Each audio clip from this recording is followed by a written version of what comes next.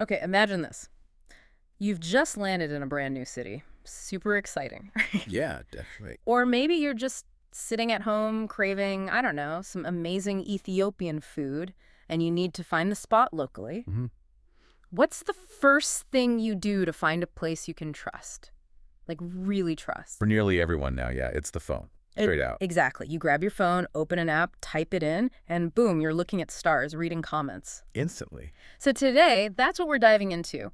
The massive influence Google reviews have on local businesses. It really is profound. Our mission here is to sort of unpack the psychology behind it, the strategy, Hmm. why these little digital opinions matter so much. Right. We're looking at how these reviews, they aren't just stars in text, are they? They're like the bedrock of trust for local shops and services. That's spot on. And we're really going to push past just scratching the surface. Okay. We want to show why they're so powerful. We'll look at the human psychology angle, why we trust them. Uh-huh. Then the tech side, the algorithms. Right, how Google sees them. Exactly. And even how they fit into, like, long-term business planning for these local places. Yeah. It's all connected, these small online things shaping real-world success. So let's start there with the human side, that trust thing. Before you even think about going somewhere, you're online, checking reviews, it's almost automatic. Really is. How quickly we judge a place based on what, essentially, strangers have said online. It feels like old school word of mouth, but, massively scaled up. And what's really interesting is how behavior has shifted. You used to ask your neighbor, maybe your cousin. Totally. Hey, know a good plumber. Exactly. Yeah. But now, there are just so many options, especially if you need something nearby right now. People just go online. Makes sense. Our source material calls Google reviews the most reliable customer feedback source for local businesses. And that's huge. Wow. They genuinely shape your decision before you even consider visiting. It's critical. Like, your friend might know one good pizza place. Right. Google knows 1,000 and gives you the collective wisdom on all of them. So, okay, that trust is the foundation. But how does that trust turn into, actual growth for the business? Because businesses need more than just good vibes. Oh, absolutely. It has to hit the bottom line. And one of the first places you see it is just getting found online, right? Local search. Definitely. The benefits are, well, there are many, and they directly boost revenue, sustainability, the whole package. Let's dig into that first one then. Improved local SEO. How do positive reviews actually make a business show up higher in searches? Okay, so when a business gets more positive reviews consistently, Google sees that as genuine organic growth. Organic growth, right? It's not just numbers. It's real people saying, this place is good. This tells Google you're relevant and, more importantly, valued. Oh, okay. That's why it gets such a big boost in local search results, often more than, say, having the perfect keywords on your website. Interesting. And that visibility bump flows right into Google Maps, too, which is, huge for foot traffic. And you mentioned this can sometimes be faster, more effective for getting noticed quickly than traditional SEO, like blogging. And it helps get you into the map pack. Yes, exactly. The map pack, that's prime real estate. Explain that a bit more. Sure, it's that little box, usually 3 businesses, Yeah. right at the top when you search for something local, like Cafe Near Me, Ah, yeah, I know the one. that shows the name, maybe a website link, address, phone, and critically, the review count and average star rating. Being in that map pack, that's gold for local visibility. Okay, gold. Then there's social proof. The source mentions this stat, 91% of customers say reviews impact how they see a brand. That's almost everyone. It's a staggering number. It really underlines the psychological weight. But here's a thought. Can you have too many perfect reviews? Does it ever start to look fake or maybe less trustworthy? That's a really sharp question because authenticity is key, right? Yeah. So while tons of positive reviews are definitely powerful, social proof, they make you choose one place over another. Perfect 5.0 scores across the board can sometimes raise an eyebrow. Okay. A few 4-star reviews, maybe even a 3-star review that the business responded to really well can actually make the whole profile feel more real. Ah, interesting. So it adds to the authenticity. Exactly. It shows real people, real experiences. It still influences buying, but it also shows the business is transparent, responsive. Another layer of trust. So good reviews build trust. They provide social proof. And they also act like a magnet online. Do they actually get more people clicking on the listing? Oh, absolutely. A high rating, those bright stars, they just make you curious. You have to click. Yeah, I do that. We all do. Yeah. And in really crowded markets, think restaurants, plumbers, dentists, where everyone's competing, Uh-huh. a strong review profile makes you stand out. It drives more clicks. And more clicks mean more calls, more website visits, more bookings, more sales. It's a pretty direct line. Right, from the online look to the offline cash register. Pretty much, yeah. And then there's credibility and reputation, beyond just clicks. When you see lots of good reviews, you just assume, okay, this place is reliable. It creates an immediate sense of trustworthiness. Which must be absolutely vital in fields where trust is everything. Like, you wouldn't hire a lawyer or go to a doctor with terrible reviews. Right. Or even someone building your house. Chance. You need that reassurance. And it's not just customers. Google sees it too. Lots of positive feedback signals to Google that you're an authority, an expert in your field. So it boosts your rep with both Google and potential customer. Double win, like having a digital cheerleading squad. Okay, so the reviews got them interested. They click through. How do reviews help close the deal? When someone's comparing options, maybe they're unsure. That's often the final tipping point. Yeah. When a customer is right there making the final decision, Yeah. seeing a whole bunch of positive reviews, real stories from other people, it works like powerful testimonials. It gives them that last nudge of confidence. It pushes them over the line from just browsing to actually becoming a paying customer. Yeah. Converts the lead. Makes sense. Yeah. Okay, so they bought something, they're a customer. Now, thinking longer term, building relationships. Reviews play a role here too. It's not just about getting the first sale. Not at all. This is where thoughtful engagement really shines. How so? When a business actually responds to reviews, not just the bad ones, the good ones too, it shows they care. Right. If someone leaves a positive review and gets a nice thank you, they feel valued. They're more likely to come back. Okay. And if someone leaves a negative review and you respond professionally, politely, try to make it right, even they might give you another shot. They see you're trying. So responding is key for loyalty, both ways. Definitely. Builds bridges. And the reviews themselves. They're basically free market research, aren't they? A gold mine of insights. An absolute gold mine. You see exactly what people love, what they don't love so much. Yeah. Businesses can use that feedback to tweak things, improve service, maybe even change their offerings to match what customers actually want. And customers notice that, right? If they see their suggestions being acted on. They do. Yeah. It shows you're listening. That can lead to even better reviews down the line, better retention. Plus, you might spot trends, maybe an unmet need that sparks a whole new idea for your business. Like finding hidden opportunities in the feedback. Exactly. Listening to your market, speak directly to you. Another huge point, these reviews are free advertising, especially for smaller local businesses that maybe don't have a massive marketing budget. It's incredibly important for them. You don't pay Google for good reviews. Right. You just encourage your happy customers to share their experience. As those reviews build up, you naturally start standing out more in local searches, on maps. People searching nearby just see you more easily. It levels the playing field a bit against the bigger chains. Free, organic promotion. And lastly, the source mentions increased customer engagement. How does that work? Well, when someone takes the time to leave feedback, and then the business responds thoughtfully, it creates a connection. It fosters this feeling of community, like you're part of something, not just a transaction. The source calls it a sense of community and family. Nice. And that feeling builds loyalty. People feel more connected, more likely to engage again, maybe follow you on social media, recommend you more actively. It deepens the relationship. Okay, so the why is clear reviews are massively important, though the benefits are huge.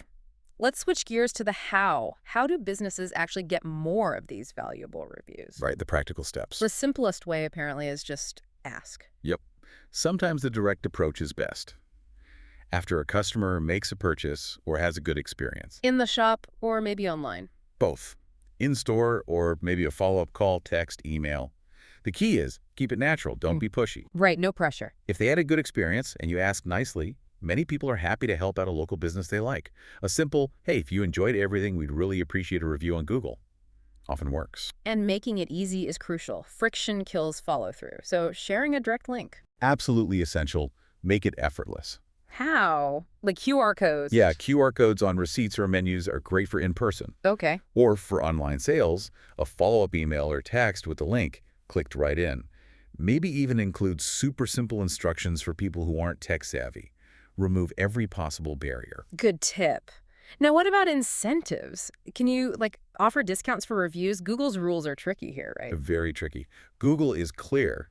You cannot offer money or direct monetary value for a review. That's a violation. Okay, so no paying for stars. But you can offer ethical incentives, things that aren't direct payment for the review itself. Like what? Like maybe offering a small discount or a free coffee on the next visit after they've left a review, or entering everyone who leaves feedback into a monthly prize draw. Ah, I see. It encourages participation without explicitly buying the review content. Exactly. It nudges people while staying within the guidelines. This next one sounds smart. Seizing the best opportunities, timing matters. Big time.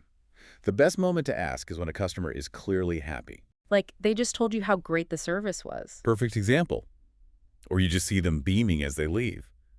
Train your staff to recognize those moments. And what should they say? Something polite, warm.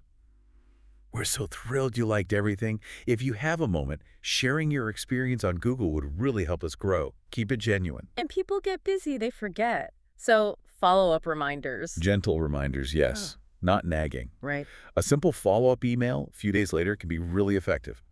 Thank them again for their business, then a polite ask with the link. Like, hey, name, thanks again. If you had a sec, we'd love your feedback here. Link helps us get better. Exactly that kind of vibe. Yeah. Friendly, low pressure. For businesses with a physical location, what about signage or flyers? Yeah, subtle reminders work well. A nice little sign near the till saying, "We appreciate your feedback on Google." Okay. Or maybe tuck in a small card or flyer into their bag or package. It lets them do it later on their own time. Yeah. Just plants the seed. This one sounds like a lifesaver for busy places. Automated review requests.